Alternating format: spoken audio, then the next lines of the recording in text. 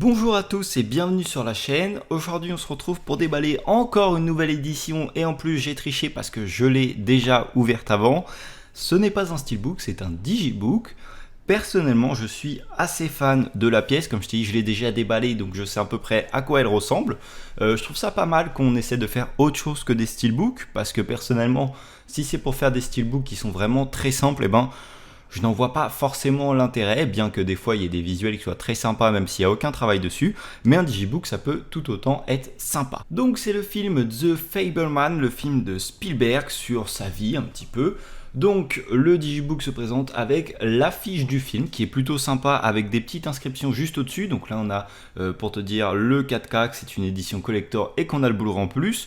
Le titre juste ici avec son réalisateur. Et écoute, ça me gêne pas non plus énormément qu'on ait des petites images, du petit texte qui vient un petit peu sur notre couverture. Je le trouve plutôt sympa. On va s'attarder sur la tranche qui est très simple. On a le titre, Blu-ray et 4K, et sur la face arrière, on a ce qui habituellement est la petite fiche que tu peux enlever. Là, c'est directement sur le digibook et moi je dis pourquoi pas, plutôt que sur les steelbooks. Des fois on fait un visuel vraiment très sobre avec juste un petit logo et tout le reste est noir. Pourquoi pas inclure directement la fiche. Moi personnellement ça ne me dérange pas. On va maintenant ouvrir notre petite édition. Donc ça se présente comme ça quand on vient de l'ouvrir. Là on a une partie noire avec un petit livret à l'intérieur qu'on va pouvoir feuilleter ensemble. Donc on a des images et il y a un petit peu de texte plus loin.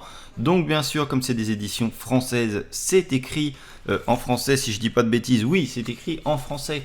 Donc même si vous ne parlez pas anglais comme moi, vous pourrez quand même comprendre ce qu'il se dit. Alors je n'ai pas encore pris le temps de le lire, mais il faudra que je le fasse. Mais j'attends également d'avoir découvert le film. Je ne sais pas si je l'ai dit, mais je ne l'ai pas encore vu. J'ai pas pu aller le voir au cinéma, donc du coup, je me suis quand même laissé tenter par l'édition. Je pense pas que je serais déçu.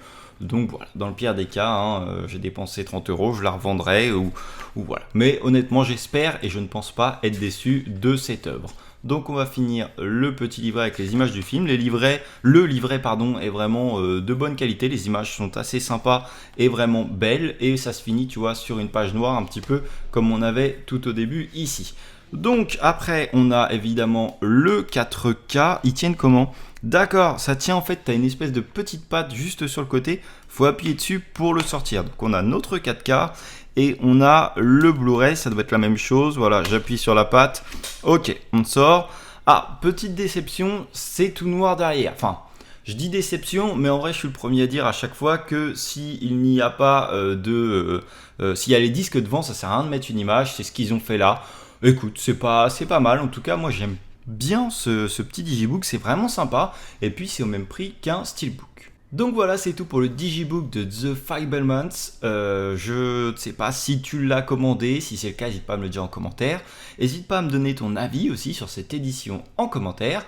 Si tu as aimé la vidéo, n'hésite pas à mettre un petit like et à t'abonner à la chaîne. Moi, je te dis à la prochaine pour une nouvelle vidéo. Salut!